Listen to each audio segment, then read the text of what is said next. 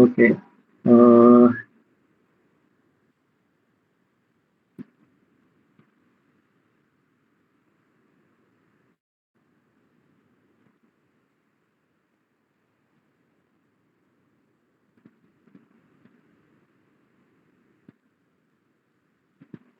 Good evening, everyone.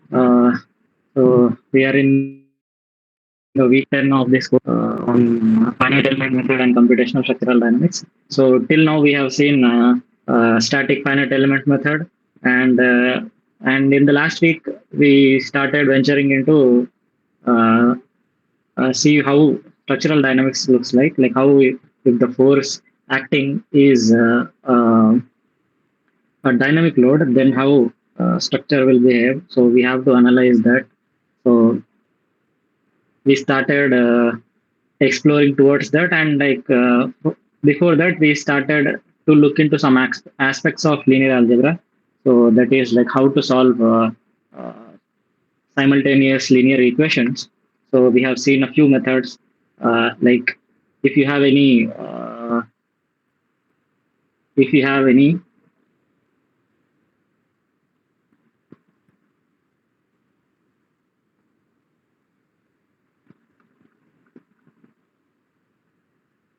if we have any equation like this, ax is equals to b, and we want to solve this matrix system to find out the solution, or let's say x. So x is something which we want to find out. We know a and b, but the simplest way is like we have learned this throughout our maybe from starting from school to till the graduation. You might have seen like we just take the inverse of a and multiply it with b, or you can say multiply with inverse on both sides, and you just get the solution. But this matrix inverse is a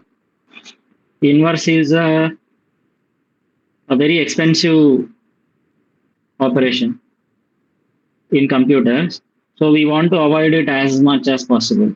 So uh, and also there are a lot of errors which accumulate, like round of errors, the things which we have discussed in the first 2 weeks.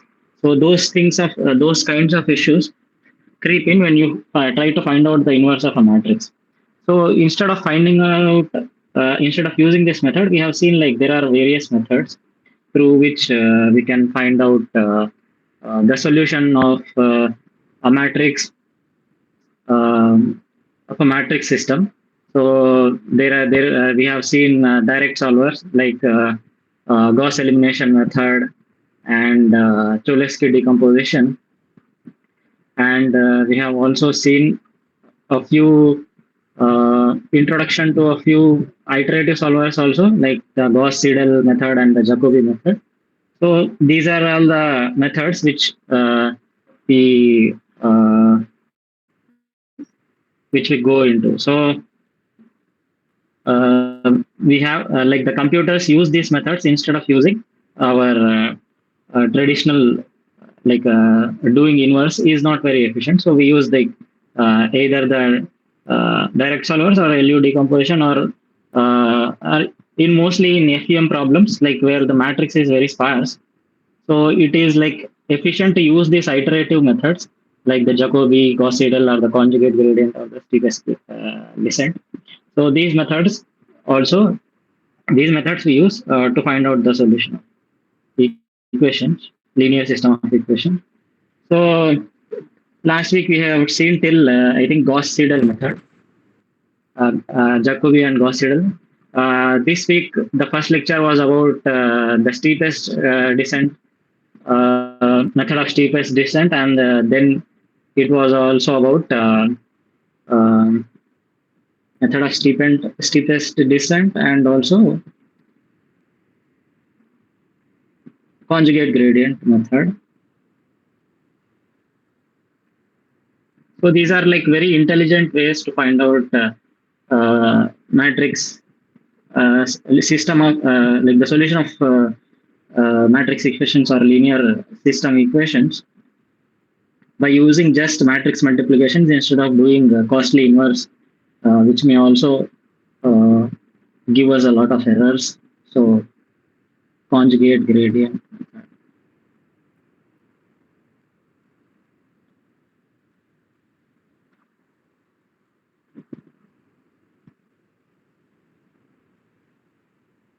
So if you look at there are like in steepest descent, what we do is like we assume some solution vector. First, let's say you have a system. The algorithm, I'll just go through the algorithm.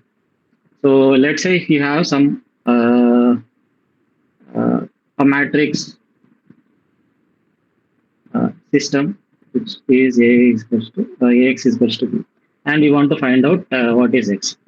So here what we do in steepest descent method is first we will assume a solution. So in all the iterative methods, first we have to assume some solution.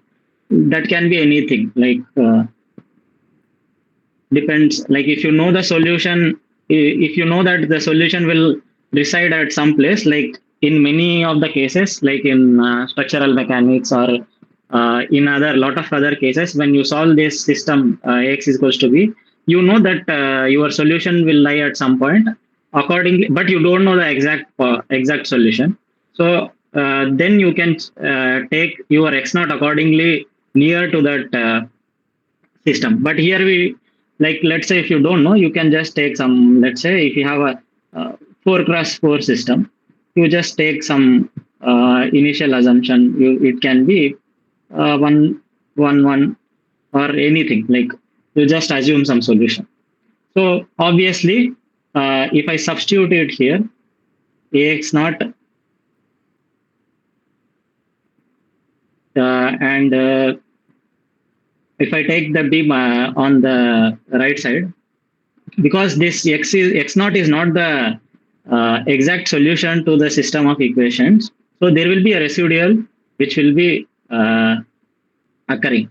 So, or you can say I'll just instead of writing like this, I'll take r is equals to b minus ax naught.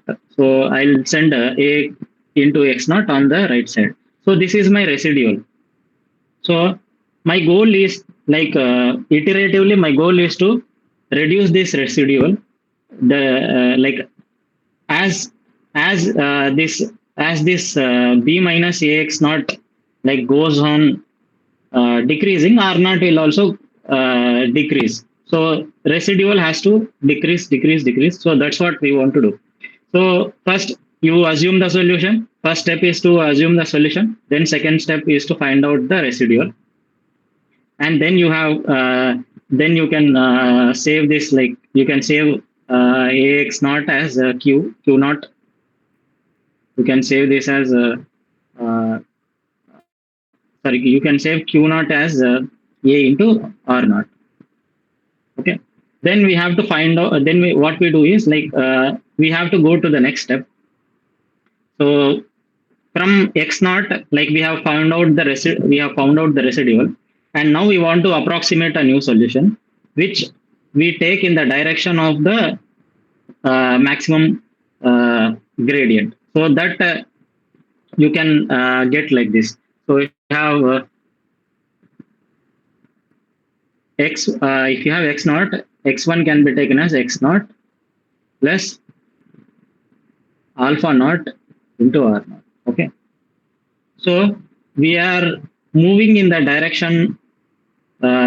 We are moving in the direction of the steepest descent, slightly from x naught to by adding some other vector to x naught, we are moving in some other direction to find out, to search our solution. Where is it lying?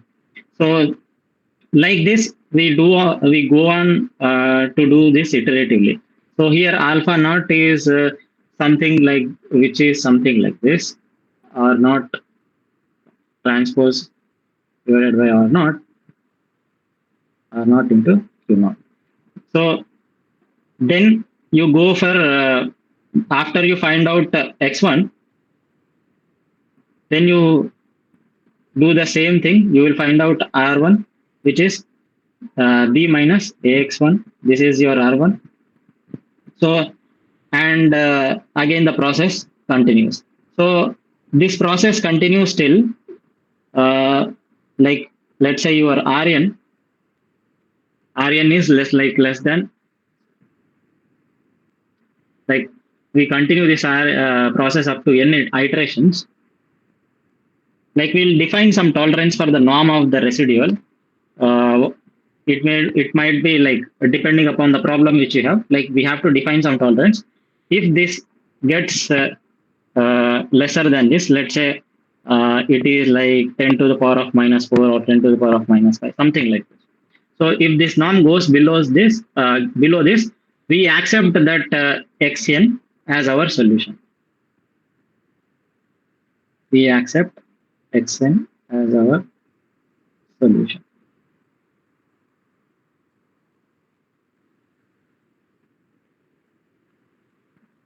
So like graphically, if I like, let's say if you have some, uh, let's say you have some function like this, and you want to find out what is the minimum of this function. What is the minimum of this function? So you don't know what is the minimum. First, what we do is we take some we take some point that is our x naught. So this is just a one-dimensional explanation, not like exactly. Matrices have like lot of higher dimensions also. So I'll take x naught and I'll find out uh, slope. What is the slope of this curve at x naught, and I'll find out that the slope will be something like this. It has some slope. So we go in the negative direction of the slope by taking some point. We go like this, and if we and we will see if the slope is zero. If this is not zero, then again we'll go in some we'll take a tangent and we'll go in some other in the direction of negative gradient. So like this, we go till n iterations, and finally you will get this tangent becoming parallel to x-axis, which means like here which the slope of this curve is r. So like this we go on searching. This is the method of steepest gradient. So that's how we go about it. So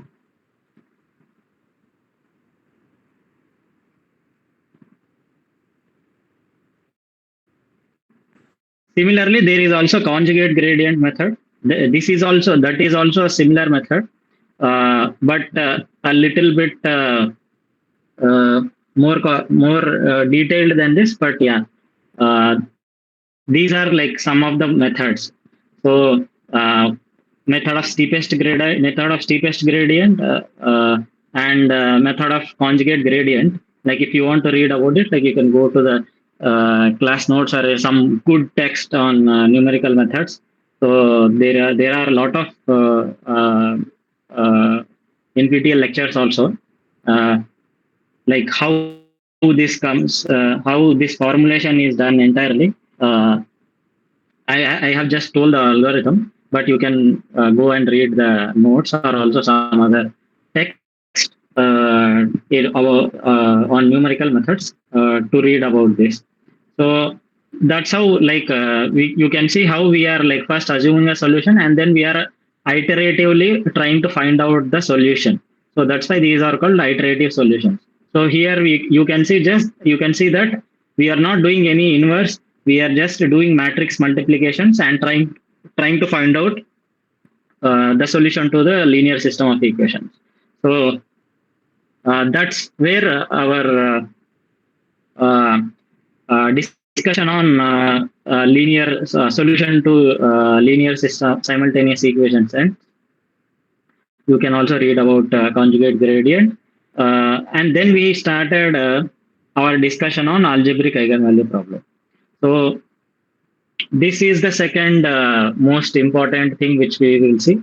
Like in dynamics, we always get the equation of this form, right? The equation of motion of any system. After doing the finite element discretization, we get something like this. Let's say I have a undamped system. So we get a system like this. So, and after assuming some solution, uh, x is equals to e power I omega t into something, let's say q, something like this, because we assume synchronous motion. So we will get something like this.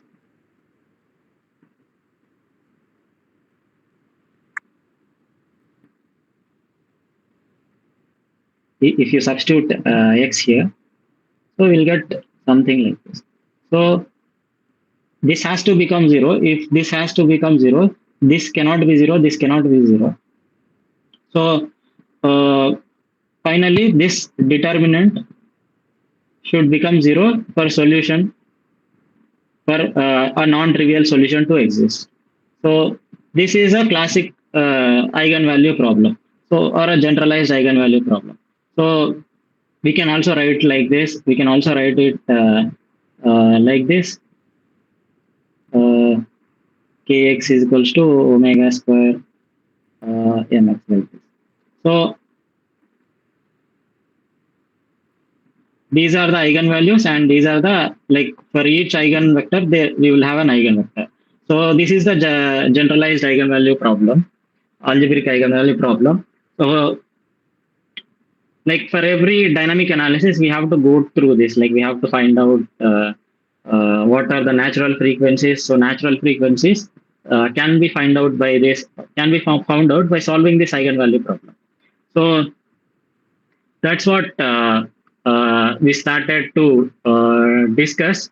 So, and there are like very lot of uh, methods which we can use to get these eigenvalues and eigenvectors.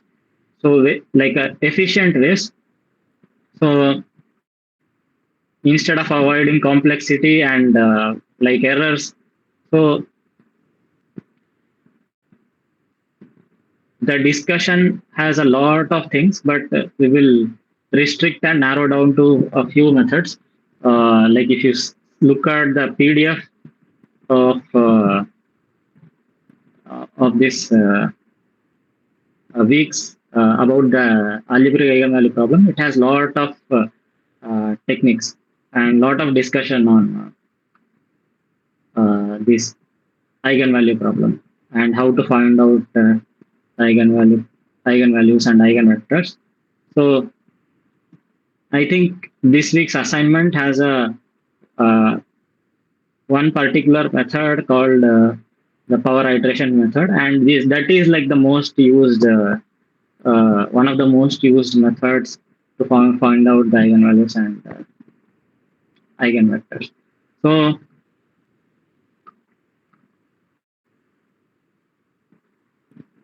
so if we have, let's say, if we have some if you have some eigenvalue problem, so ax is equals to lambda x. This x is called the right eigenvector.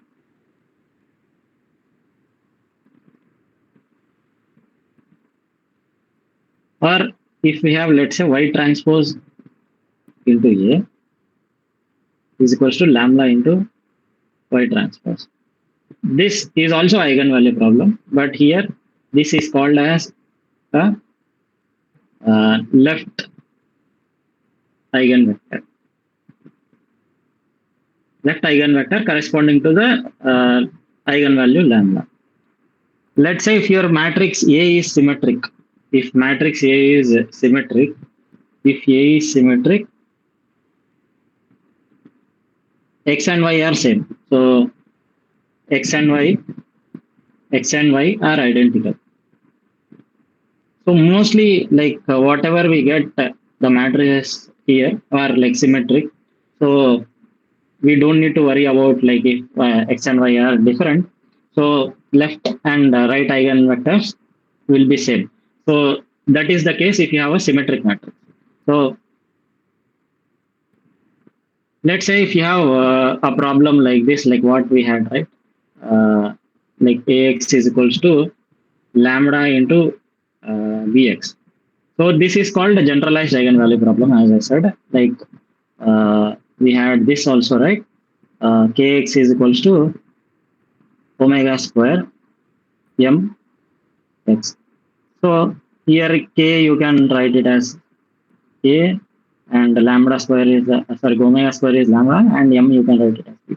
So this is a more general form. But if I want to convert it into a standard form, standard form is this. This is the standard form. Standard form, and this is the generalized form.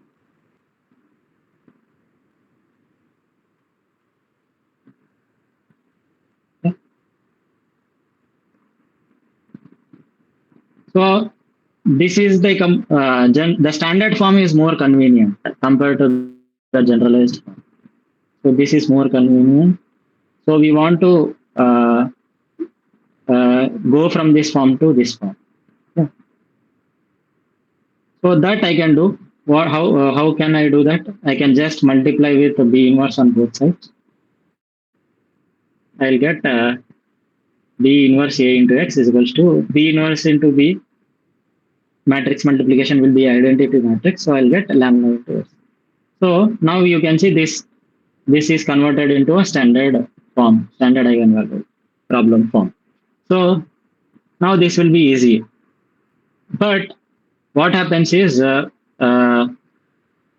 if let's say your B matrix is symmetric and also A matrix is symmetric, both are symmetric, but their multiplication B inverse into A will not might not be like symmetric. Sometimes it might not be symmetric. So then what happens is like again you have to find out the left eigenvector and right eigenvector.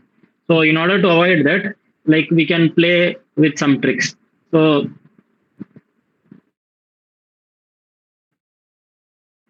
that we seen like Chomsky decomposition in the last class. So if you have let's say B symmetric positive definite matrix, then we can write this as L into L transpose. So by just substituting that, I can convert this as like this A into L transpose into X cap, lambda into X cap. So this is a symmetric matrix. So this becomes a symmetric matrix. So L inverse into A into L transpose. So I am playing tricks here to just convert this into a symmetric matrix. So this multiplication into symmetric matrix. So here X transpose, this X cap is L transpose into X. So first you find out this X cap. Then from that we know L transpose. So I can find out X by taking L transpose inverse into X cap. So this is symmetric. This is symmetric because like if you take transpose of this, you will get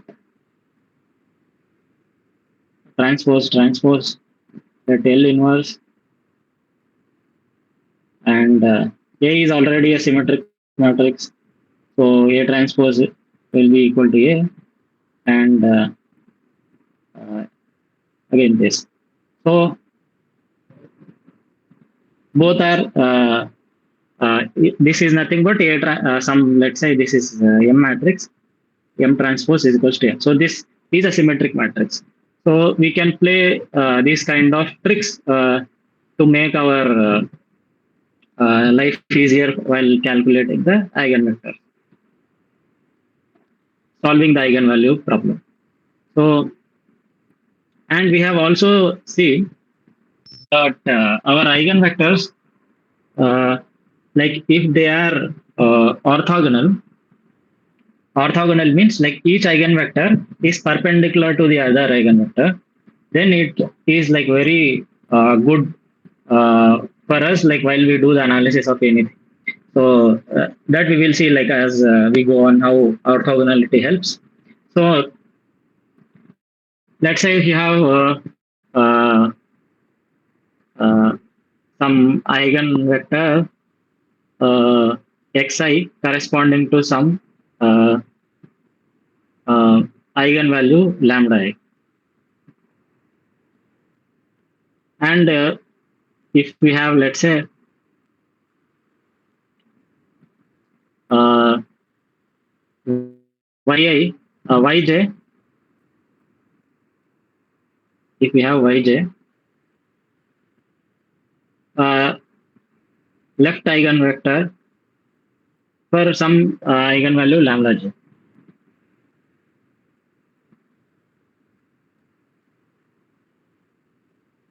So then we have, let's say, x ax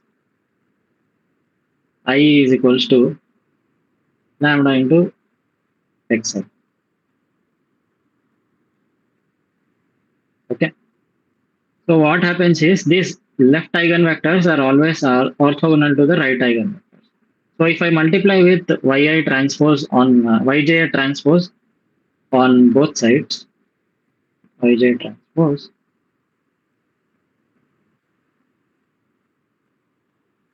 so if this I is not equals to j, then this y transpose yj transpose xi will become 0. So then this will be equal to 0. So this orthogonality property is there between uh, the left eigenvector and left eigenvector are perpendicular to the right eigenvectors for distinct eigenvalues.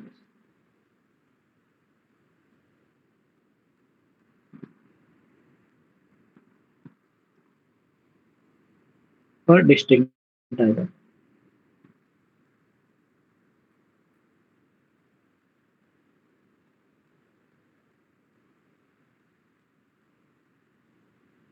So how this can be made helpful? Like can be made this property can be made useful? We will see.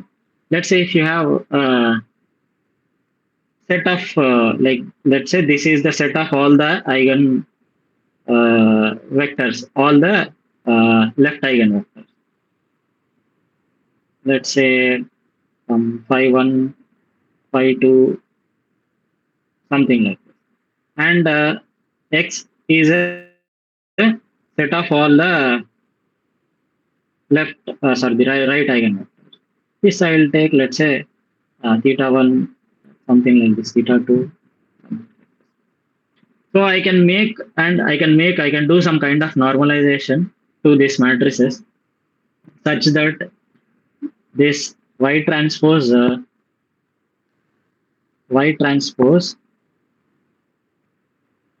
x will become equal to an identity matrix, because already uh, phi 1 is perpendicular to phi 2, theta 2, theta 3, theta 4. Phi 2 is perpendicular to theta 1, theta 3, like this. So off diagonal terms will become 0, but the diagonal terms will have some value that we can make equal to unity by doing some kind of normalization. So this property, like the orthogonality property, we are using here. So let's say if you have ax, so ax equal to pi into lambda. Lambda, this is a matrix, okay? This is capital lambda. not the small one. So this has all the list of like the eigenvalues in diagonal matrix. Okay, and similarly, the the left eigen system can be written like this.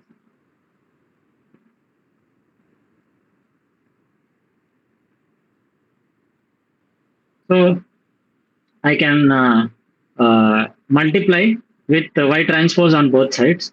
So if I multiply with y transpose from the right side, x into y transpose will be a uh, identity matrix. So that identity into A will become A only. So I'll get this. Now you can see we have done this kind of decomposition. A is equals to x into lambda into y transpose. Okay. So now if I want to find out the inverse of a matrix, I can just take A inverse is equals to this whole inverse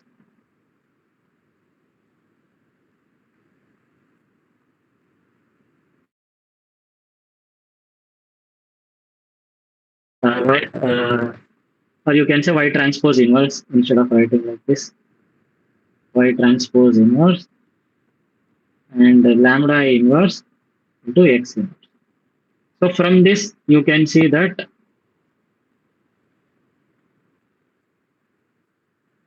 x is equals to y transpose inverse. Okay, so this I can write it as x and lambda inverse and x inverse. If I send x to this side, I will get x inverse is equals to y transpose. So if I substitute x inverse is equals to y transpose, I get this. So you see, A inverse is equals to x into lambda inverse into y. So for finding out the inverse of this matrix, I don't need to go through the hard process of finding out the determinant and getting the adjoints, cofactors, all this. So if I have this eigen decomposition, if I know the left eigenvectors and the right eigenvectors and also the eigenvalues, if I have this decomposition that A is equal to uh, A is equal to if I first I can write the matrix A as x into lambda into y transpose. Then I can just find out the inverse by doing the inverse of my this eigenvalue matrix or this diagonal matrix. So this lambda inverse is nothing but 1 by lambda 1, 1 by lambda 2, like this. So I just need to take the reciprocal of each eigenvalue. I'll just get this diagonal inverse matrix. So finding out the inverse becomes like much more easier if you have this orthogonal eigen decomposition. So if you know, like if you have found out the all the left eigenvectors, all the right eigenvectors, and all the eigenvalues, then you can do inverse in a very simple manner like this. So that's how you can use this. Okay. So this is a orthogonality property, and like orthogonality property can be seen like in uh, lot of cases. Like we will see how when we find out eigenvectors of a system, uh, like mode shapes. So we make sure mode shapes are perpendicular to each other. So all these things are made to make our life easier. So we will see how it can help when we solve some problem on mode shapes and all. So, so we have seen what is an eigen system, what is the generalized form, what is the standard form, and how can we use the orthogonality. Uh, then the next thing which we want to look at is like how do we get how do we find out this uh, eigenvalues and eigenvectors? So we have seen that uh, if you have like this system, right? Like if you have this is your eigen system. Uh, if you have this determinant, like if we make this determinant equal to zero, so you will get some characteristic polynomial. So we will get some characteristic polynomial. Uh, let's say if your system is n cross n. So if you have n cross n, k and m matrices, so you will get some system like this, polynomial equation like this, something like a naught plus a1 l1 minus 1 up to some constant equals to 0. So we have to find out this uh, all the eigenvalues by solving this huge polynomial equation. But this is also not very efficient way to do to find out the eigenvalues. So instead of that, we can resort to some simple techniques uh, which can help us which can help us to find out the eigenvalues and eigenvectors in a much more simpler manner by avoiding any kind of issues. So calculation complexity should be avoided at any cost. So that's why we can look at this methods which we had discussed. Okay, so we have let's say uh,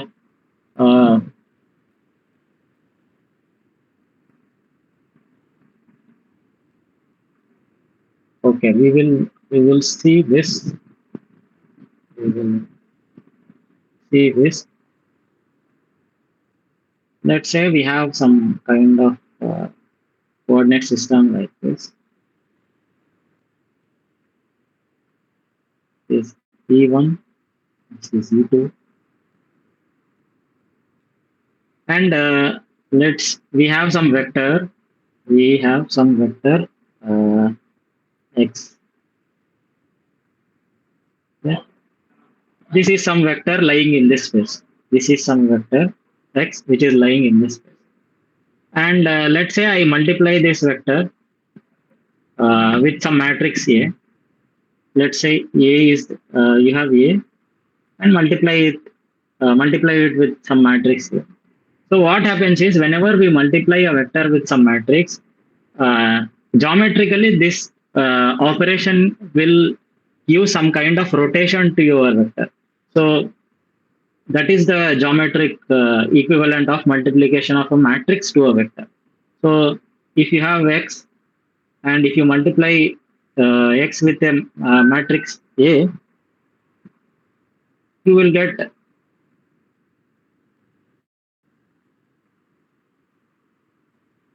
get some kind of scaling and rotation. Like so, you can see x is going from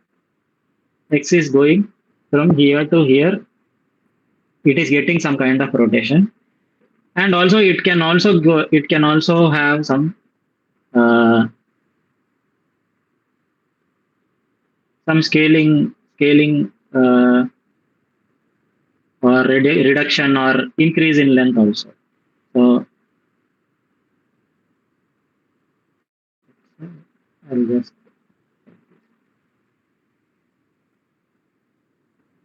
so this is our a into x. Okay,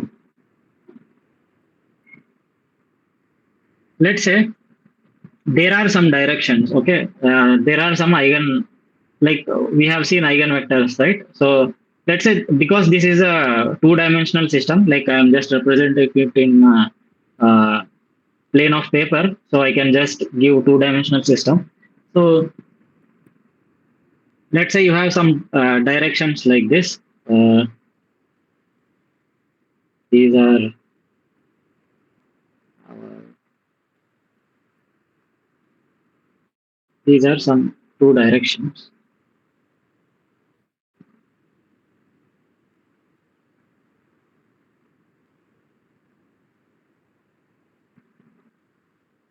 So these two are orthogonal directions. Okay, these two are our eigenvectors of matrix A. Okay, eigenvectors of matrix A. They are lying in this space, perpendicular to each other. Okay, so if I take this as my coordinate system, if I take phi1 and phi2 as my basis vectors, I can represent x as this, right? I can represent x as the projection of x on phi1, and let's say this is phi2. So this is phi2. So let's say this projection is c1 phi1, and this projection is c2 phi2. Okay.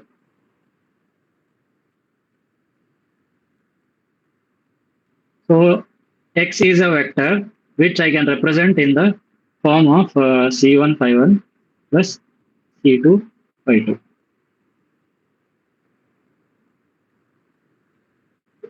This I am representing, like I can write, I am writing this vector x as a linear combination of the eigenvectors. So you can see this, these are scalars. So this is not, this representation is nothing but what we call the linear combination. So linear combination of two eigenvectors. If I multiply if I multiply the vector a to x, so if I multiply the vector x with a, as I said, there is a rotation which is occurring. So after that we will see after that we will find out what are the projections of this on our eigen vectors. So we will see that, let's say I will write this as some uh,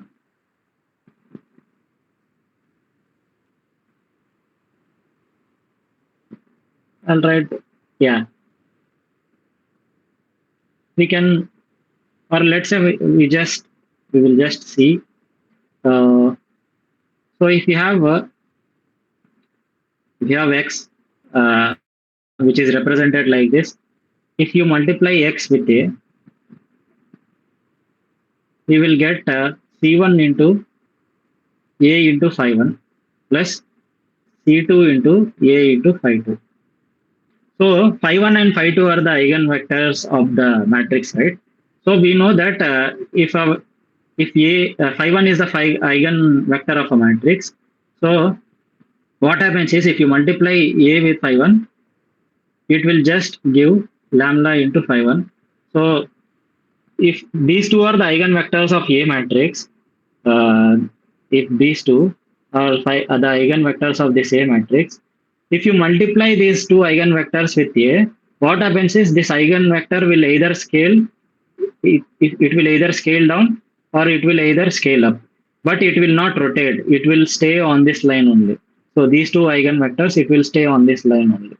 So that's why these are called the eigenvectors of our system.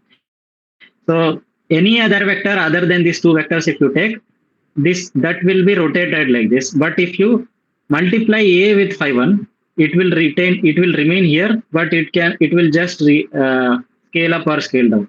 So that's the property of eigenvectors. So so I can just substitute ax is equals to c1 into lambda 1 into phi1. So a phi1 is equals to lambda 1 into phi1 plus c2 is equals to lambda 2 into phi2. So like this. So this projection is lambda 1 into phi1, or better to write with this, lambda 1 into phi. And this projection is lambda 2 into phi2. Or C2 lambda 2 phi2. So like this, we can do this. We can multiply with a again we can multiply with A again. What happens is this will become lambda 1 square into phi 1 plus C2 into lambda 2 square into phi 2. So this goes on happening. So like if you multiply, let's say n times, you will get C1 into lambda 1 n plus C2 into lambda 2 n. Right.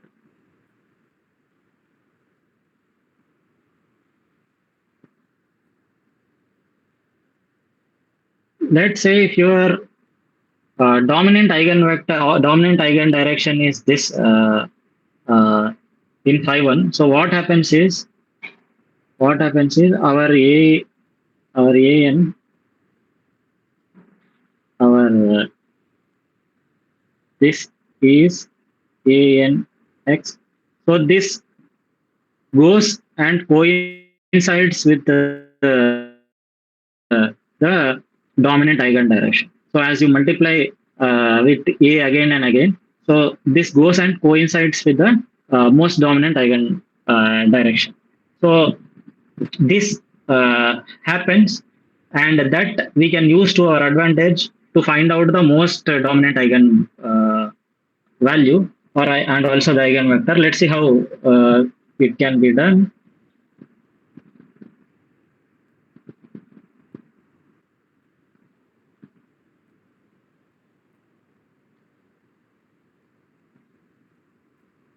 So let's say you have some eigenvector, right? So like we have some x naught.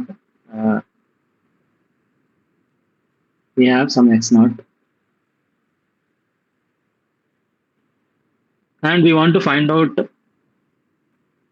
Uh, we just assume some x naught, and we have some matrix A, and we want to find out uh,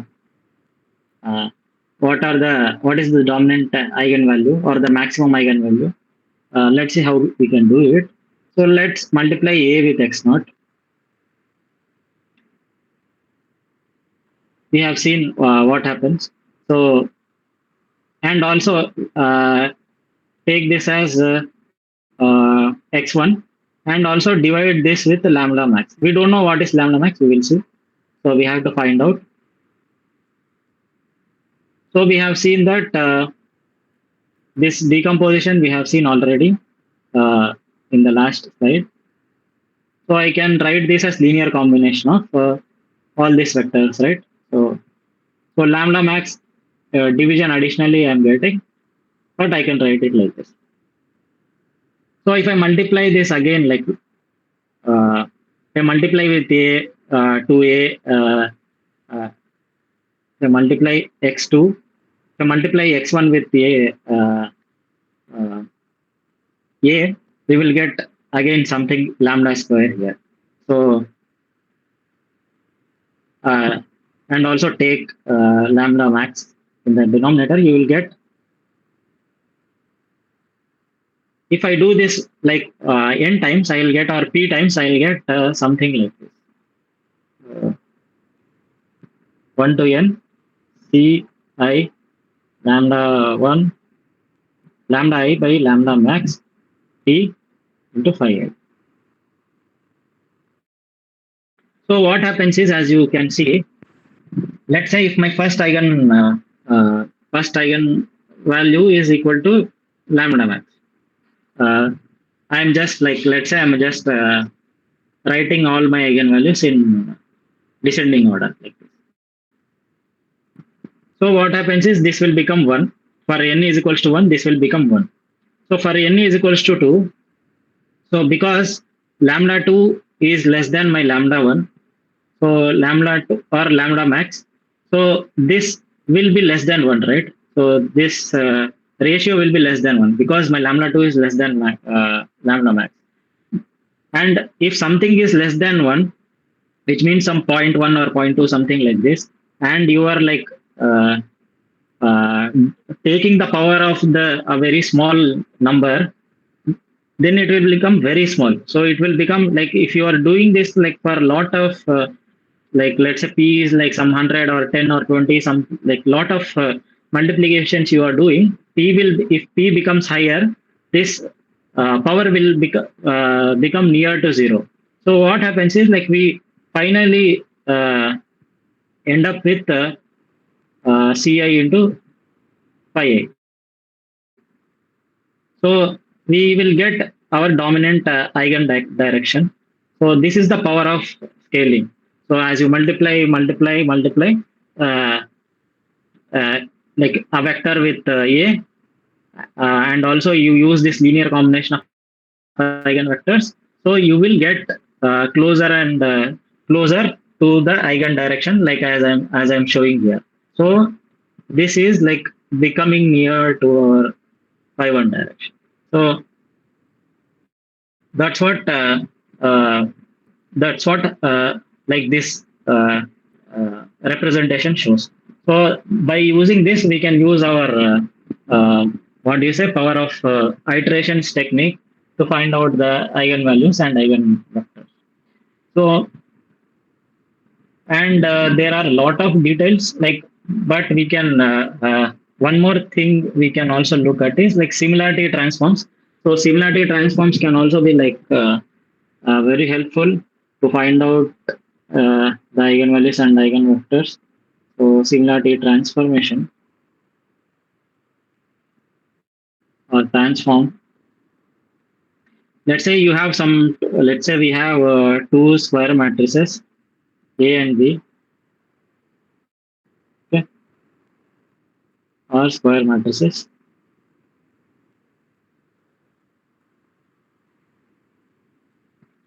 and there exists a positive definite matrix. Let's say C is a positive definite matrix. Okay? Positive definite matrix means all the eigenvalues are greater than zero. A semi-positive definite means it either zero or greater than zero. So this is a positive definite matrix. Okay, and let's say if I multiply A with C and C with B, so if this becomes equal, we have to find out C such that this happens, like AC is equals to CB. So and C is a positive definite matrix.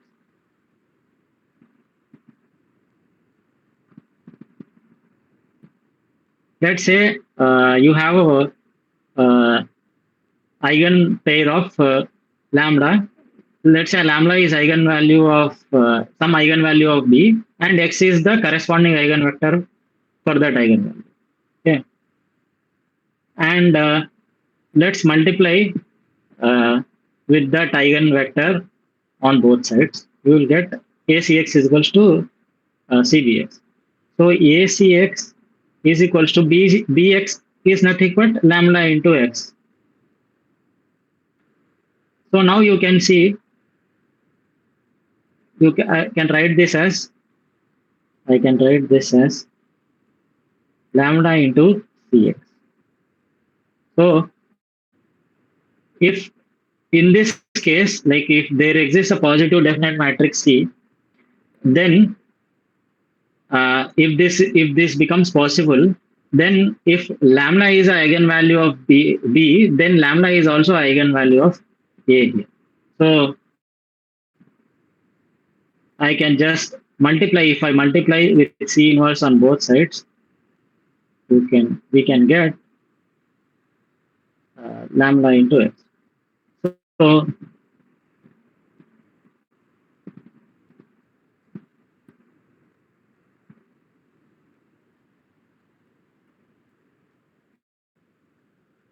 if you take Cs as the eigenvector, Cx as the eigenvector of A, then let's say Cx is equals to Y.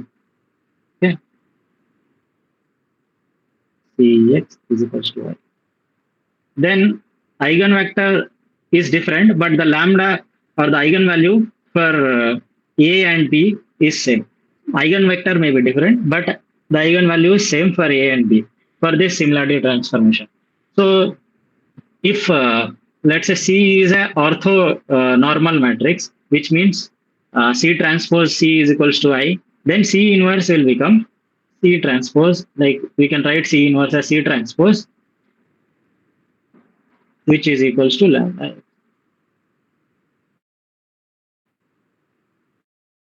So this you can call it as an orthogonal similarity transform. Orthogonal,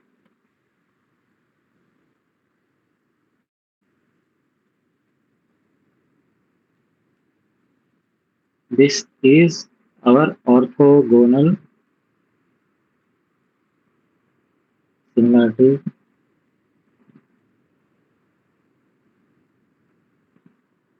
transform. So because this C, C transpose will become identity matrix. So that's why we can call this as orthogonal similarity transform. So what happens in that is, like uh, if you have if you find out C transpose, if you find out C, if you find out any C which can make this possible, we can find out the eigenvalues without going and solving the without going and solving the this problem of uh, finding the polynomial solution. So ultimately what we want to do is, like, if we are doing this operation, uh, if we are doing this operation, we want to make this matrix C transpose A C as a diagonal matrix. So if if we do multiplications and if we somehow get a diagonal matrix after multiplying with C transpose A C, then I don't need to do any, like, I don't need to solve any eigenvalue. Uh, uh, I don't need to solve any polynomial equation. All the diagonal elements in this diagonal matrix will be my eigenvectors. So I want to get this, like, in different ways. I want to get this C such that I can diagonalize the matrix A by multiplying, doing this some kind of transformation.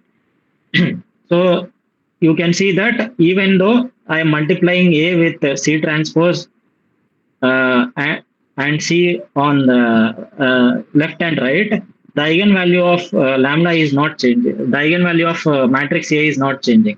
So then you can say that this uh, A transpose, like, if you have two matrix A and B, and they have same, if they have a same eigen, if they have same eigenvalues, then they are called similar matrices. Then they are called similar matrices. Okay. If for two matrices the eigenvalues are same, then they are called similar matrices. So that's why this is called similarity transform. The name comes from that. So that is our goal. So we want to, like, by doing this transformations, we want to make the all the off diagonal terms to zero. So that's what will give like a proper diagonal matrix in which all the diagonal elements will represent our eigenvalues.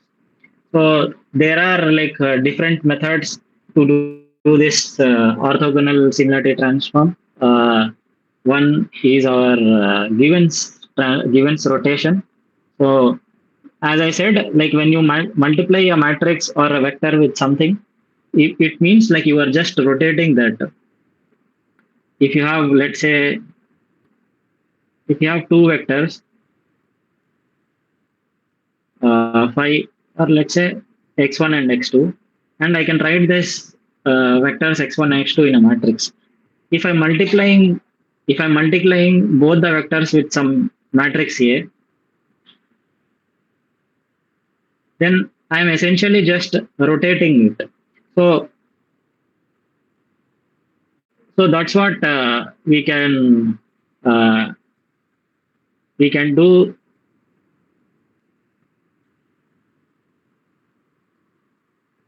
by using this transformation.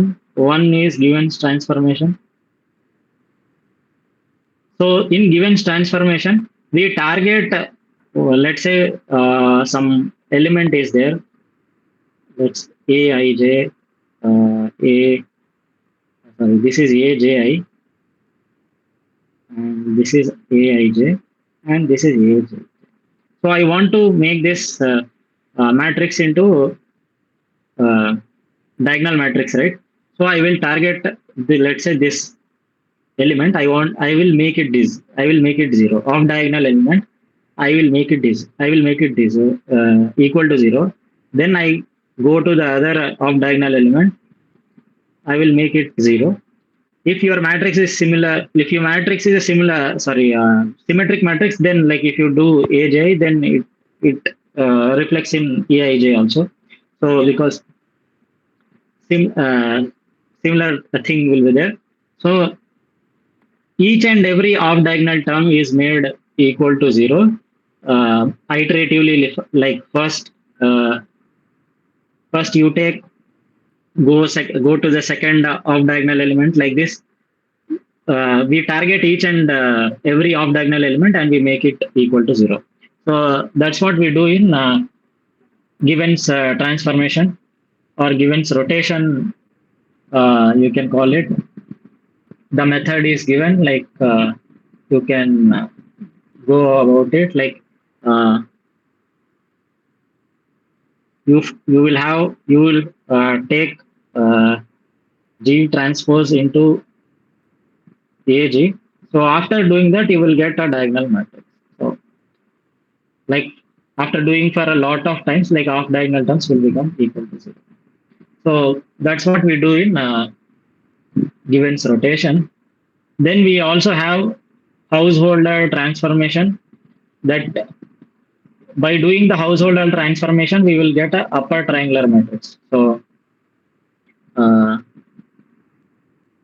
let's say you have a matrix A, and what we'll do is like we multiply with P. So when we multiply with uh,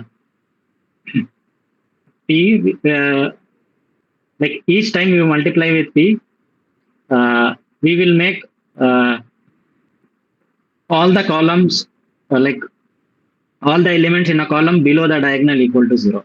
So like this, we will do it multiple times. Like let's say if you have n columns or some n minus one column, sorry, n columns, then you do this multiplication n minus one times, and you make all these off diagonal terms zero. And above the diagonal, we will have some values. So this you can represent it as R, like this matrix is a upper triangular.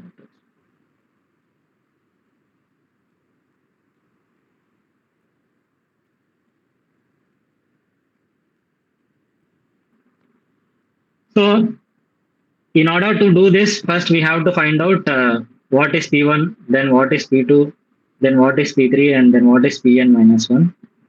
So P1 will make all this equal to 0.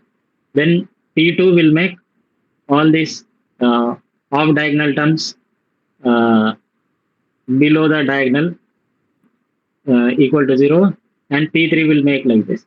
So like this, we have to find out what is P1, P2, P3. So there is also uh, an algorithm like a proper algorithm to do that. You can check out in the notes. It is given very briefly, but you can also go and read some other like textbook. This is like a very not a very complicated, but yeah, uh, somewhat uh, uh, somewhat visualization is required to get it. First let's say I want to make this equal to 0. So I will take P1 as uh, I minus uh,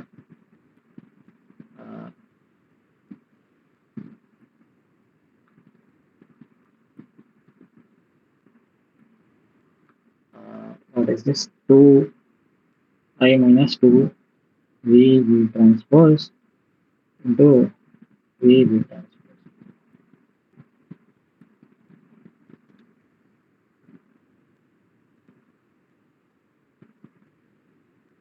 And P1 X is equals to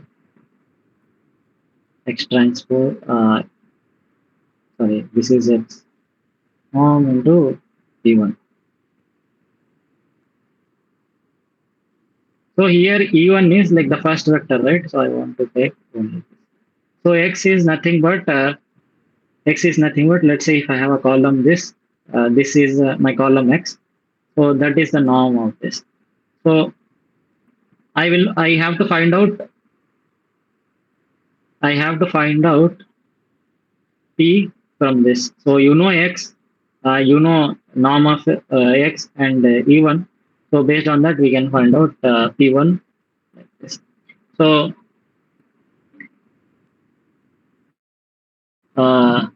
we can do this similarly for the column 2, column 3, column 4. So and finally we will get an upper triangular matrix. So and in that upper triangular matrix, whatever we get the diagonal terms, like we will see in the QR decomposition. So all these diagonal terms will be equal to the eigenvalues. So this is also one kind of method. Like we will see QR decomposition. QR decomposition is also very useful technique to do this. Like householder transformation you can use to do QR decomposition. So one way of doing QR decomposition, or Gram-Schmidt orthonormalization is one method, and householder transformation is also uh, one kind of method. So so you can see like uh, our goal is like becoming to do diagonalization. So like we want to diagonalize, and from that we want to get the eigenvalues. Uh, like by using the similarity transforms, we want to diagonalize the matrix A, and from that somehow we want to get the eigenvalues. So if we get the eigenvalues, then we can also get the corresponding eigenvectors for those eigenvalues. So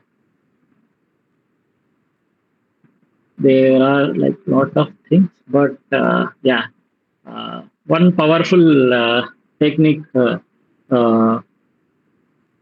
which we saw the power of scaling, right? Like uh, how as I multiply any vector with a like multiple times, it goes near and near towards the dominant eigen direction. So that this we can use to find out the eigenvalues. So that is the power of iterations method to find out the eigenvalues and eigen vectors. Power of iteration.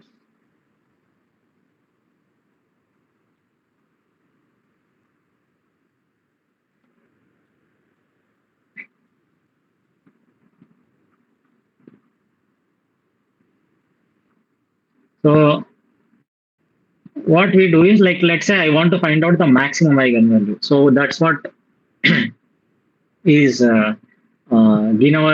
given in our assignment also. So we want to find out uh, our maximum eigenvalue and eigenvector, corresponding eigenvector for that maximum eigenvalue. So let's say you have some matrix here. We have some matrix here,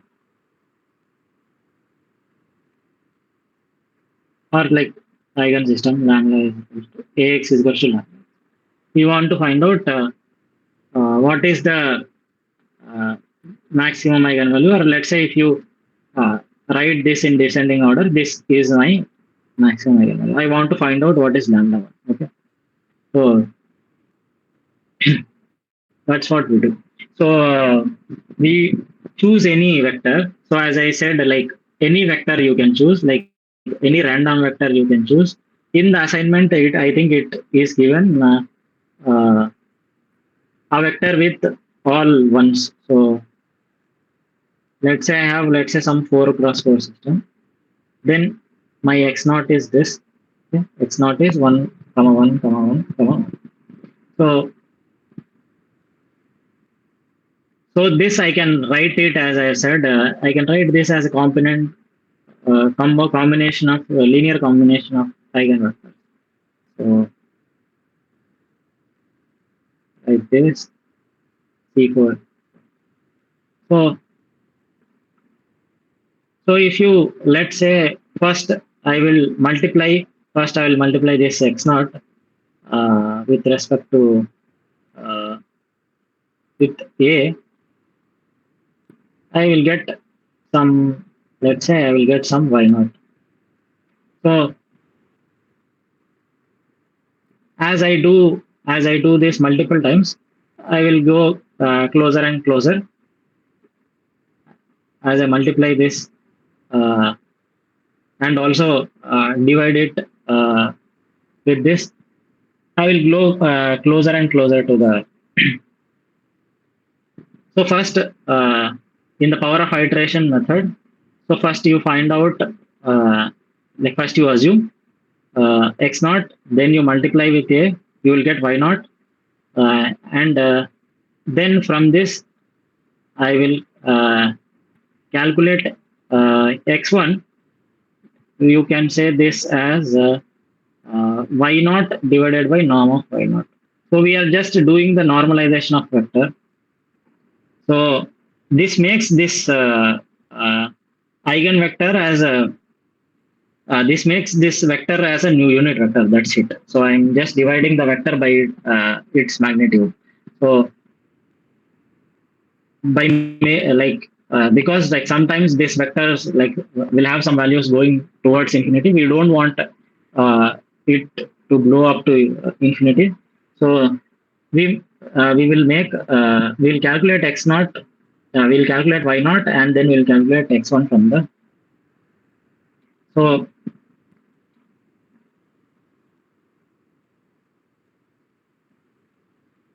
then again after you get x1, you again like go and multiply again with uh, a, you will get y1, and again from that you will get this x2. X2 will be equal to y1 divided by mod y. So like this, we go on like we go and do this for like some n number of times or k number of times. So let's say you are doing it for k number of times.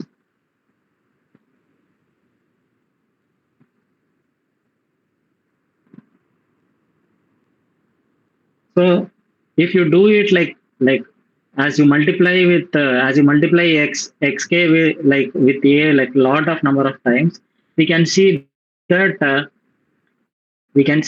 that vector will coincide with the dominant eigenvector. We have seen the power of scaling.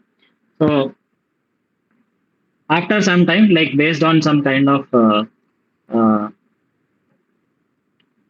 some kind of tolerance criteria we can define, after some time we can say that this is our dominant eigenvector. So this will start resembling our dominant eigenvector. Dominant eigenvector. So at each step, we can also find out what is the what is our corresponding eigenvalue for this. So after the first iteration, you can say lambda 1 is equals to x 1 transpose into a into x1 divided by x1 transpose into x. So here, after k iterations, you can get lambda k plus 1 is equals to lambda uh, uh, sorry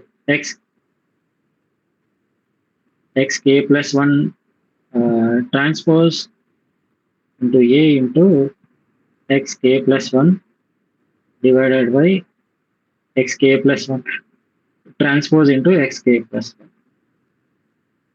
Okay. So first you multiply, you assume a vector. So you assume a vector x naught, then you multiply with a. So after you multiply with a, you will get some vector y naught. Then you normalize it. So after you normalize it, for that vector, you will find out some approximate eigenvalue. Then you go to the next step, and you see that this uh, difference between the previous eigenvalue and this eigenvalue should be less than tolerance. So we will see. So then, if that is not less than the tolerance, you go to the next step. So again, you find out y1 and you find out x2. Corresponding eigenvalue you will find out. So this you will go on doing. You will go on till, let's say, k plus 1 times, and corresponding eigenvalue you will get lambda k plus 1 for the k plus 1th step. So if lambda k plus 1 minus lambda k is, like, let's say, less than tolerance, like if the difference between the successive eigenvalues is like becoming less and less, and it is becoming like eigenvalues are converging, you can say, then we can stop the iterations and we can say that this is our eigenvalue and this is the corresponding eigenvector. So this is the power of iterations we can do. So this is the power of iterations that we get. So similarly, uh, if you want to find out, let's say, if you want to find out smallest eigenvalue, till now we were finding out uh, what is the largest eigenvalue, right? If you want to find out what is the smallest eigenvalue, you just, as I've said, let's say if I have a is equals to x into lambda into y transpose, right? A inverse is nothing but x into lambda inverse into y transpose. So you can see that whatever the smallest eigenvalue will be there in lambda, after doing the inverse, it will become the most dominant eigenvalue in the inverse. So from this, by finding out the most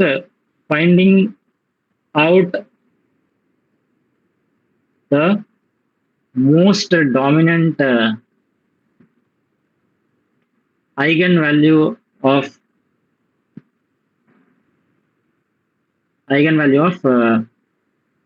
A inverse, we can get smallest eigenvalue of A.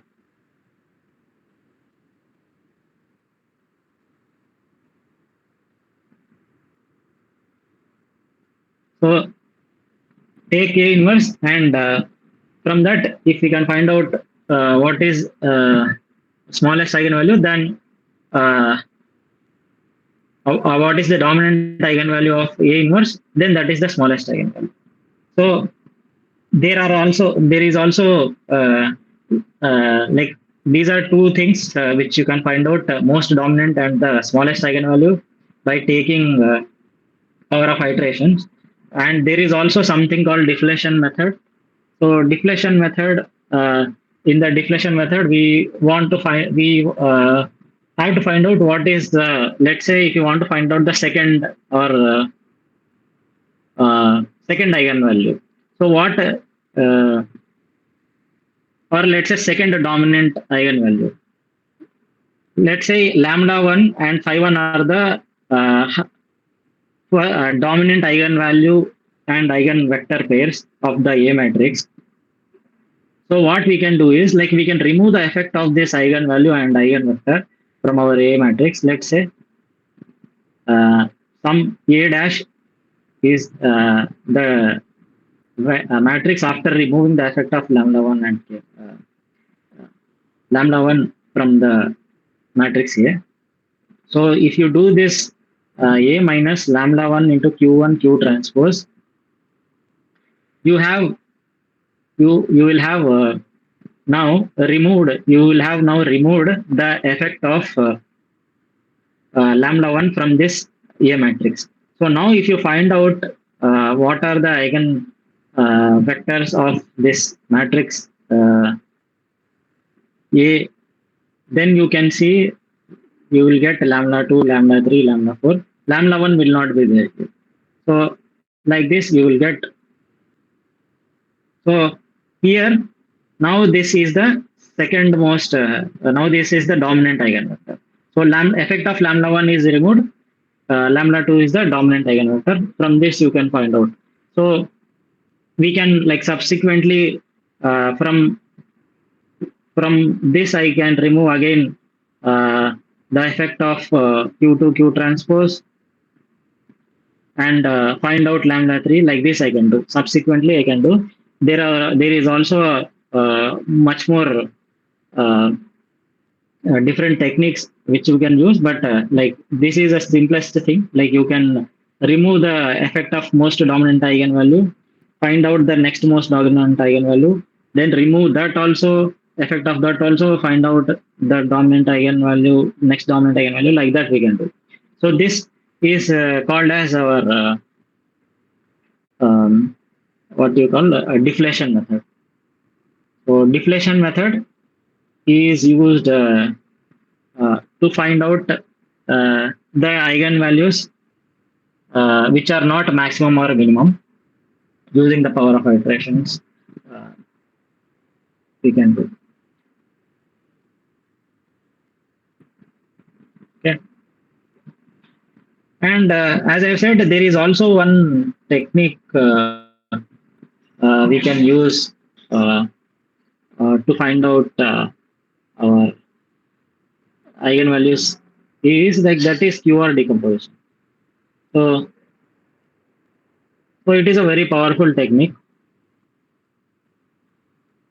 Let's say if you have some matrix A, if we have some matrix A, then I can write this as a product of Q into R, where Q is an orthonormal matrix or uh, orthogonal matrix, or you can say orthonormal also. Orthonormal is the correct word, because if I take Q transpose into Q, it will become equal to I.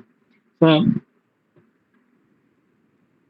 if I have to make A in the form of Q into R such that Q transpose Q is equals to I, then this R will be upper triangular, then this R will become an upper triangular matrix, like what I have said about householder transformation. And all the diagonal terms in this R matrix will be equal to the eigenvalues of A matrix. So that is the QR decomposition. So, so what we do is, like if I have, let's say, a matrix A, let's say matrix A has columns like this, x1, x2, x3. So what we do is, like I have to find out first what is Q. So in order to find out what is Q, what I'll do is I'll take x1, I'll divide it by the norm of x1, x norm. I'll make this as a unit vector. Then what I'll do is I'll take the projection of x2 on x1. I'll take the projection of x2 and x1, and I'll remove that projection from x2. So by doing that, I'll get something like this.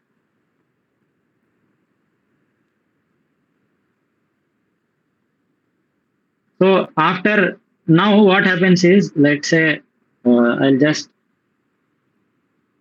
similarly, like I will remove the projection of x3 on x2 and x1. By that I will get something like this,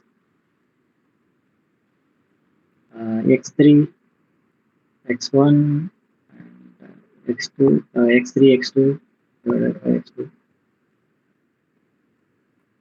So what happens is all these vectors now become orthogonal to each other. So now let's say this, you can write it as, let's say, some y1, y2, y3. So y1 is orthogonal to y2, and y2 is orthogonal to uh, y3, and like each vector is orthogonal to the other two. So that's how I can get the Q matrix. Okay. So let's say if I have a system like this, let's say this is uh, I have some vector x1 and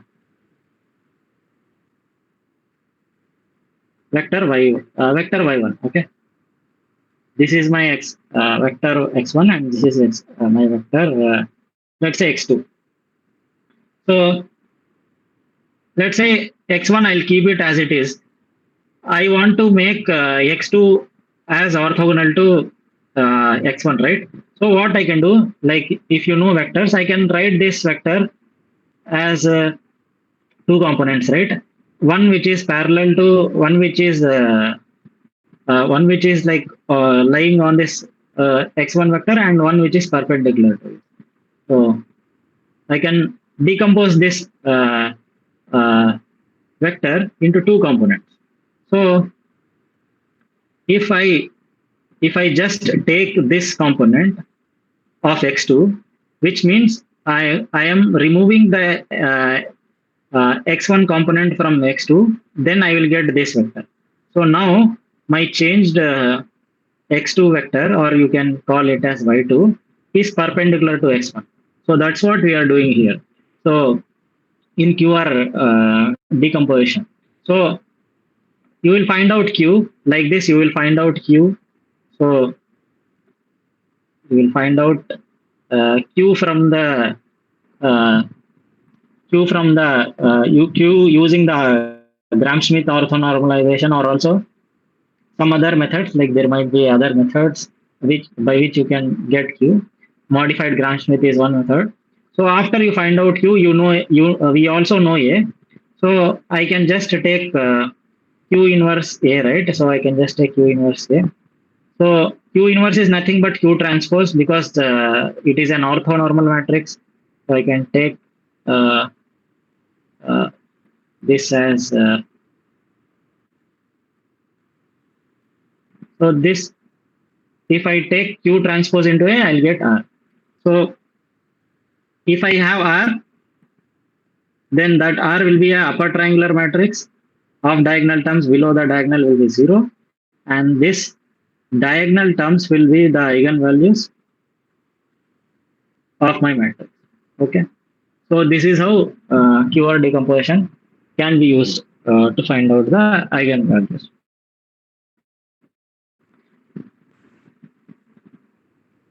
Okay. So we will see how we can uh, let's see some let's see some coding uh, in Python.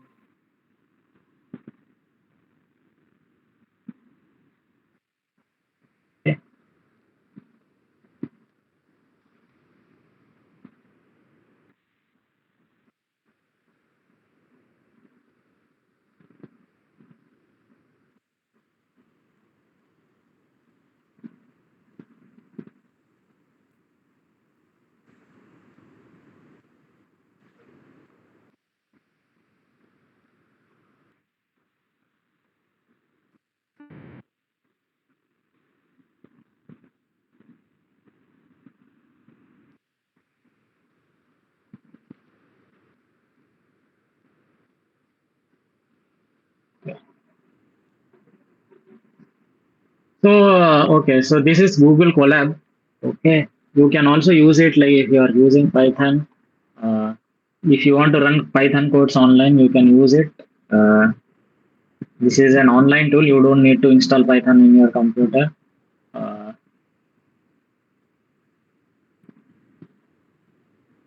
you can directly run here, but like this will have some limitations. Like this, all codes you cannot run. The simple codes which we are doing here, we can run.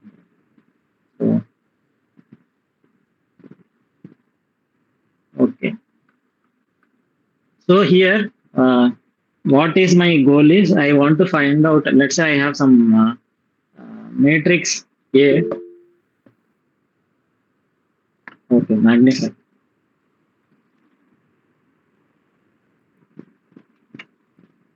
I'll just do.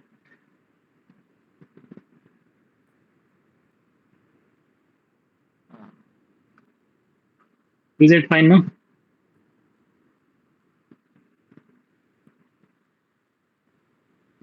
Yeah. So in this matrix, I want to use the power iteration method and want to find out all the eigenvalues and eigenvectors of a, let's say, 3 by 3 matrix. For example, I have a 3 by 3 matrix and I want to find out this is my this is my matrix. Yeah, I'll just do one thing. Let's-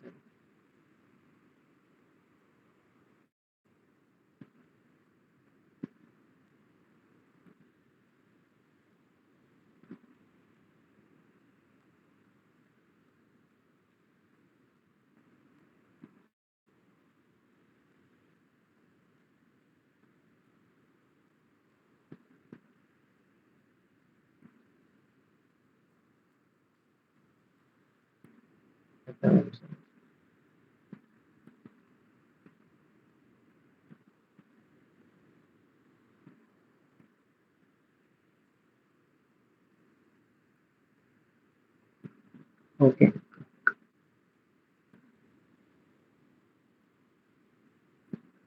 Okay. So in Python, I have written this code. So you can write this like similar kind of code in MATLAB or like whichever programming language you want to use. So I have this 3 cross 3 matrix, 4 1 1, first row, second row 1 3 0, and the third row is 1 0 2. And I want to find out what are the eigenvalues and what are the eigenvectors from this matrix. So for that, I will use the power iteration method to find out what are the eigenvalues and eigenvectors. And also, I will use the inbuilt eigenvalues and eigenvectors function, which is in the NumPy library. So NumPy is a library which you use for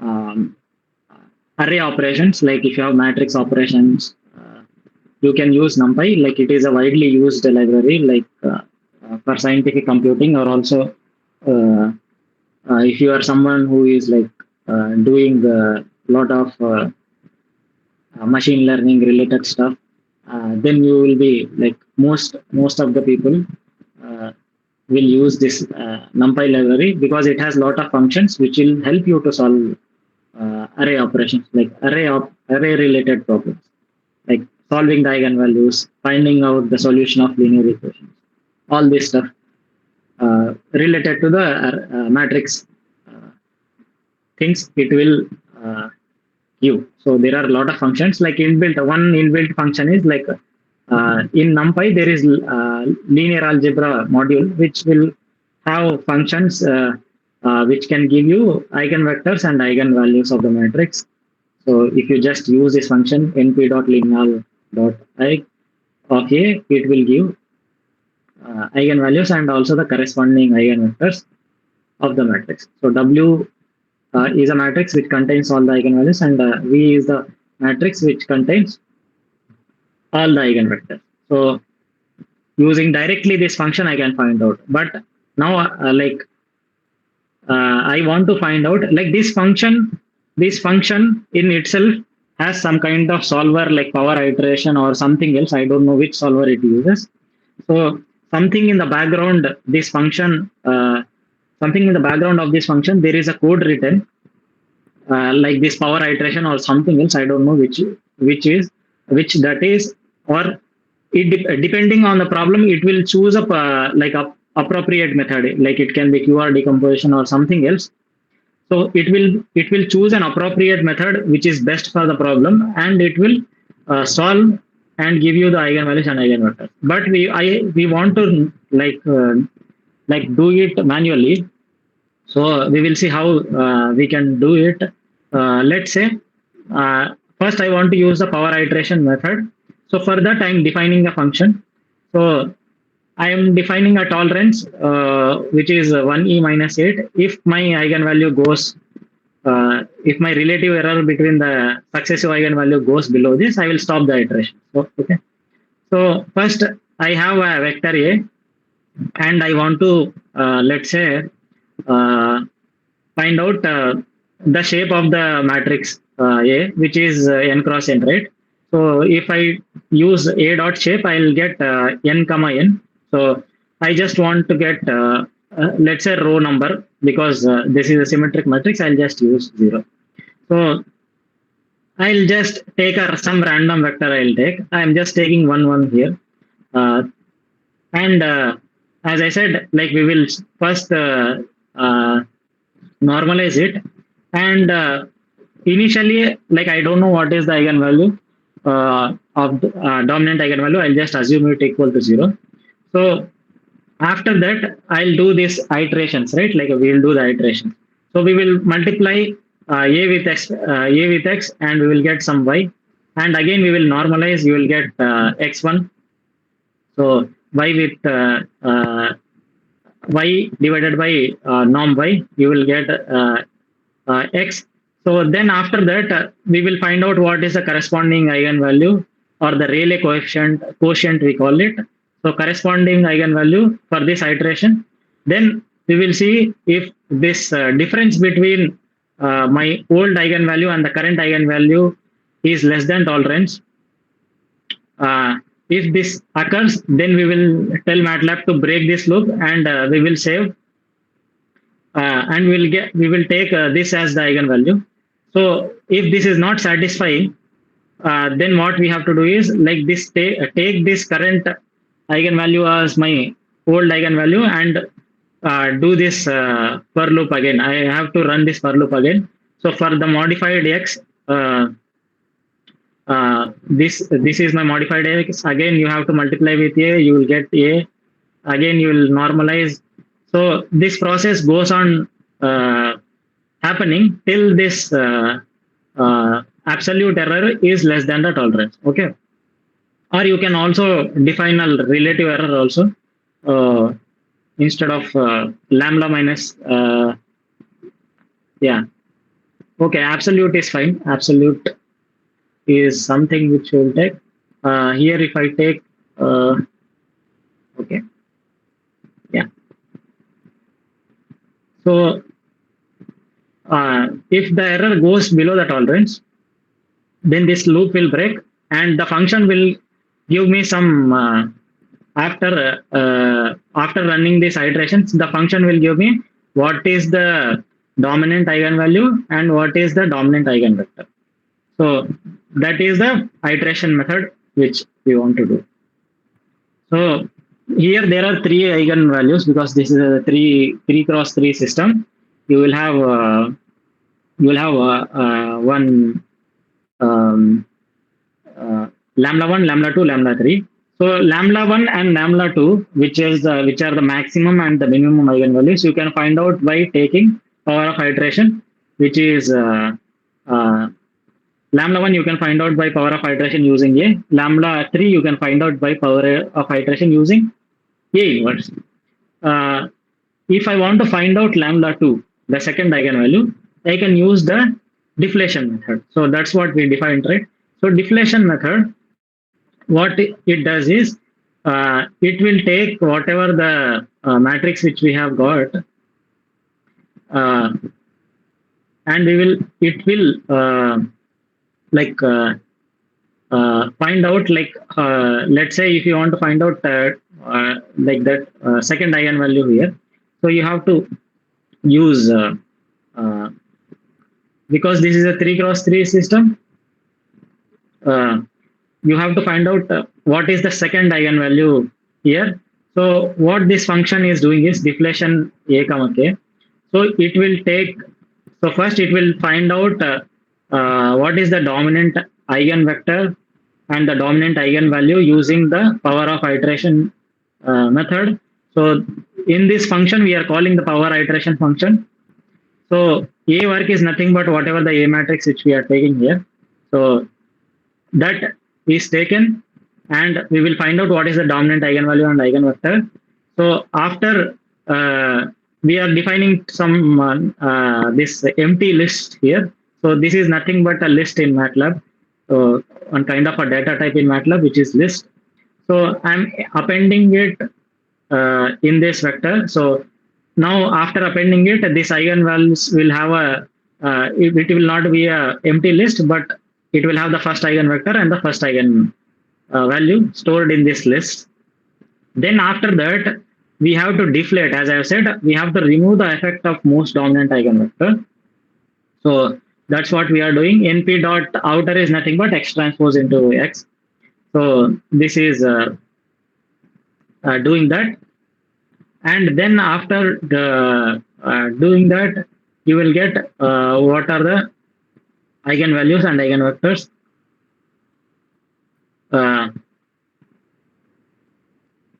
from this. Again, like if you have to use a power iteration, and you will get what are the eigenvalues and eigenvectors. So let's see how this will solve. And so first iteration will we will let's say, because this is a 3x3 matrix, here just k is not going to affect so much. Let's see.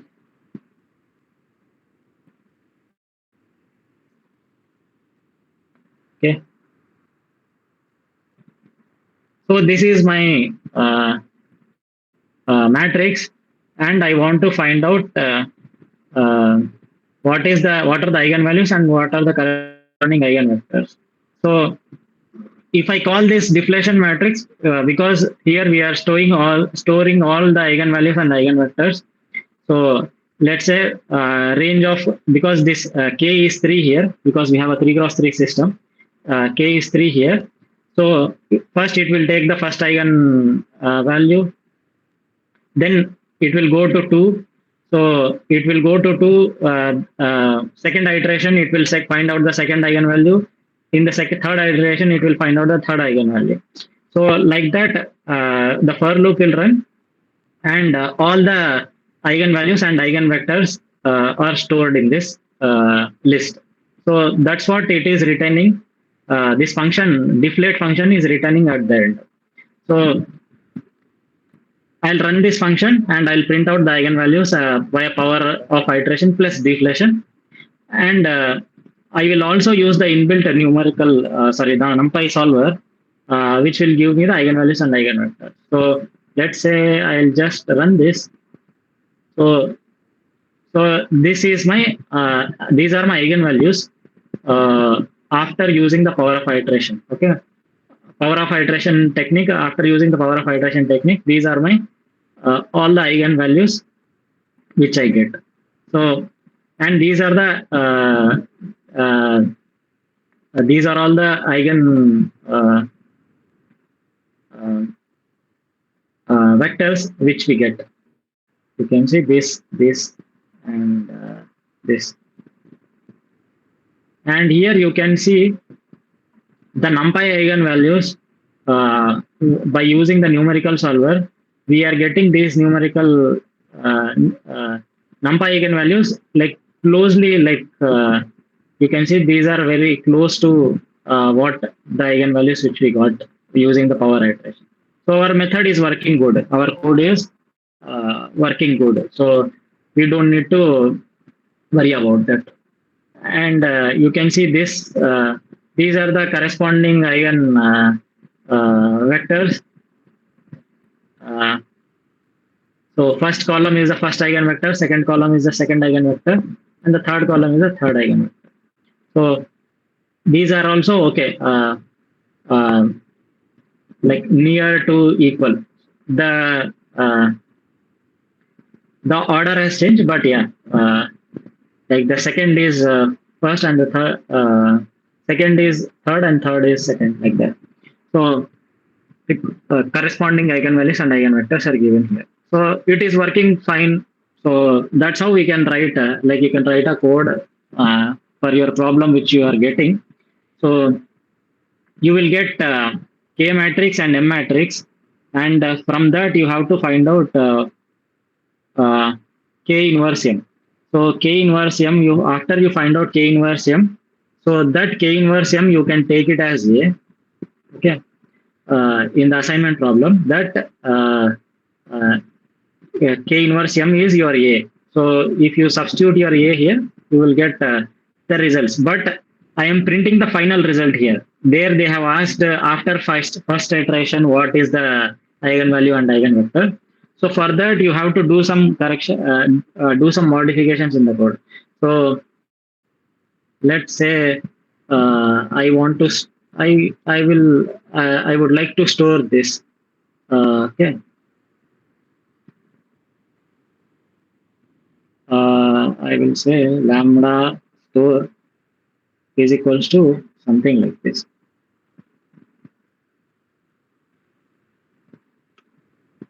So lambda str will be equal lambda str dot append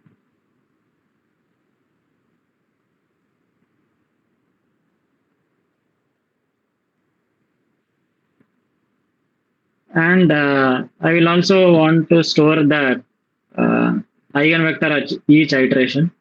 So I will also store what is xstr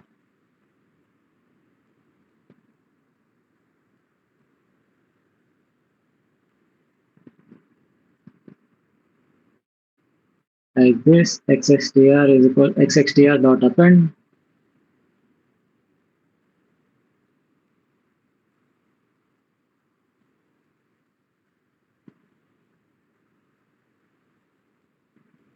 x, and this is lamb. So I'm storing the values. Okay.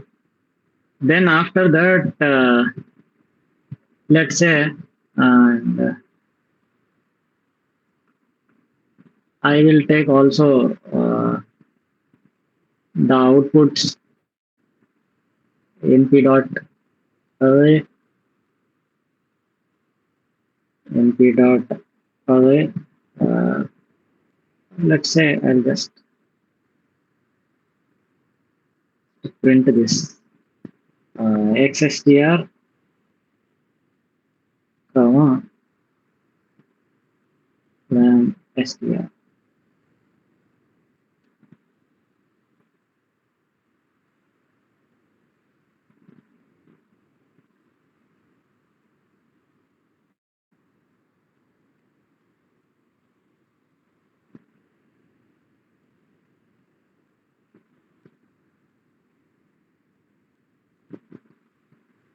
Okay.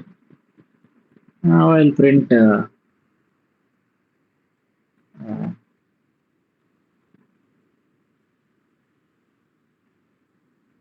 dominant eigenvalue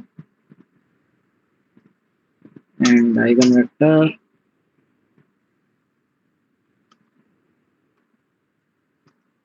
after first iteration.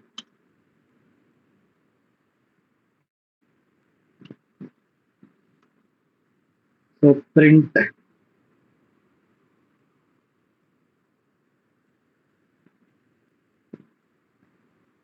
I'll just print without any comment. So print xstr 0, which means the first iteration. In Python, indexing starts with 0. And print lam str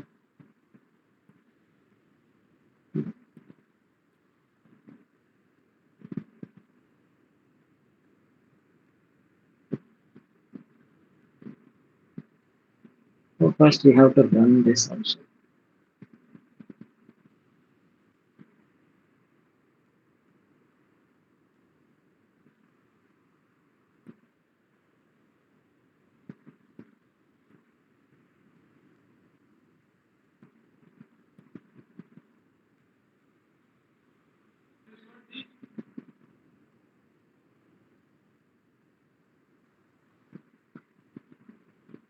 Is line str, yeah.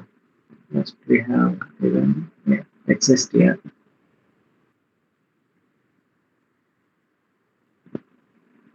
Long str.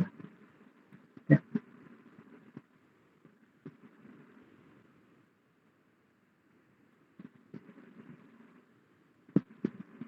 Okay, now we will run this.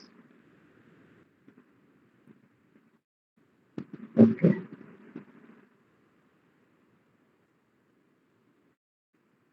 Okay.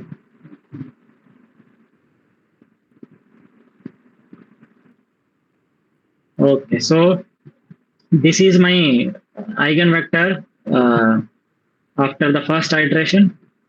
First, and this is my eigenvalue after the first iteration. So if I do this, like if I do this multiple times, like I use the power iteration method, this will, like you can see, after the first iteration itself, I'm getting 4.819. So if I do this again and again, like I'll get more closer and closer to the true value, which is 4.87938 524. So you can also write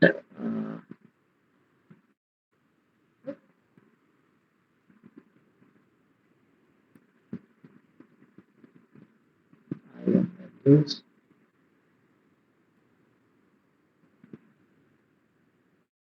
Nice commenting.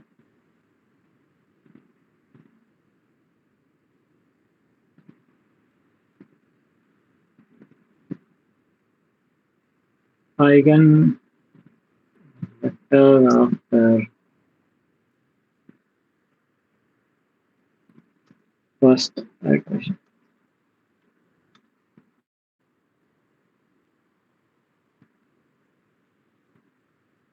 And this is my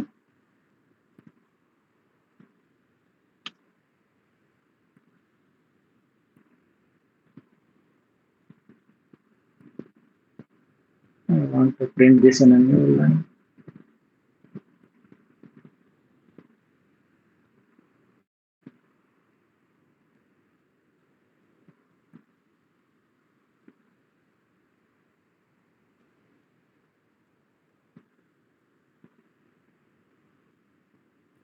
So like this. So we can get this in this manner. So let's, like if I want to find out after like second iteration. Second means like here it will be one. It will become one in Python. As I said, it will. So now you can see it is going from 4.81 to it is going towards 4.8733 like this. Let's say I will now run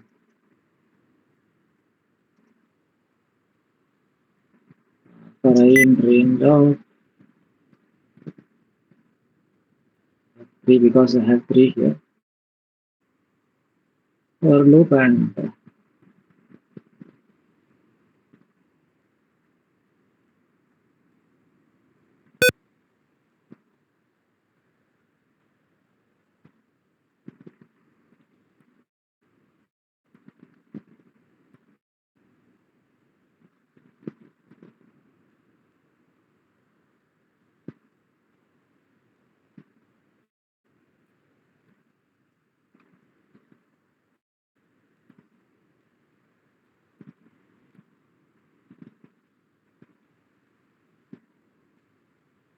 iteration I plus 1.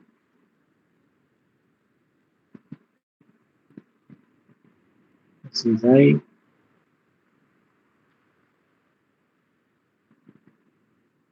Right.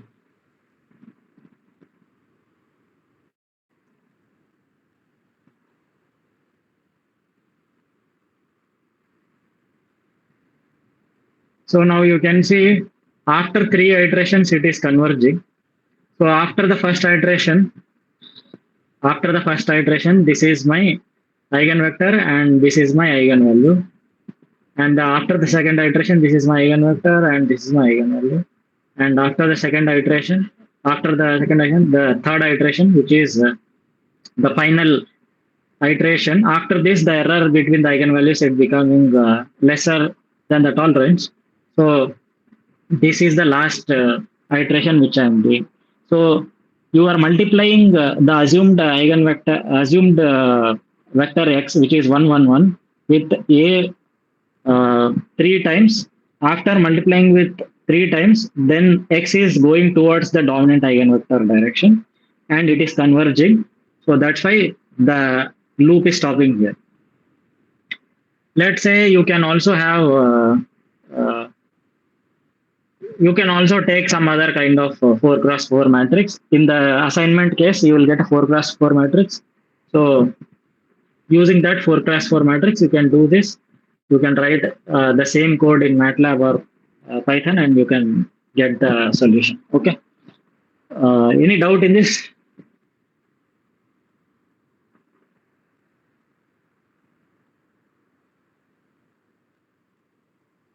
Am I audible?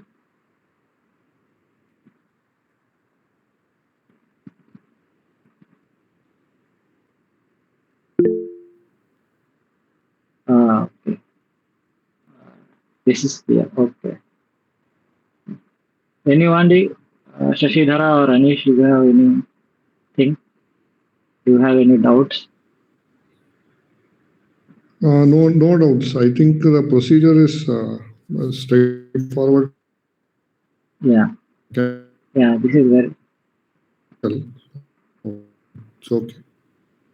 Okay. Okay. Okay. So there are a lot of other methods also. Time won't permit to discuss all those, like the subspace iteration technique, Langso's method. A lot of other things are given. Like if you are interested, go and read about them to get the knowledge about numerical methods. Otherwise, like in real life, we just use this. Like whenever we code, we just use this function. Like in, uh, let's say if you are using Python, you will use this function to find out the eigenvalues and eigenvectors. In the background, this will take care of that. Um, in MATLAB also, there is a function for finding out the eigenvalues and eigenvectors. But we wanted, like we should know how these solvers are working and how goes in the background. So that's why it becomes necessary to know about various techniques and how people have developed this to appreciate what is being done in the background of code. Your functions like np.lindall dot like so this function, how it works and how it takes care of all the issues which occurs while working and solving any problem with computers. So to appreciate that, we were discussing all these things. I hope uh, the discussion had uh, everything to do your assignment and learn about what we discussed in this week. Okay, so today we'll stop here. So we'll meet in the next class. If you don't have anything to ask, you can leave. Have a good night. Thanks for joining, guys. Thank you.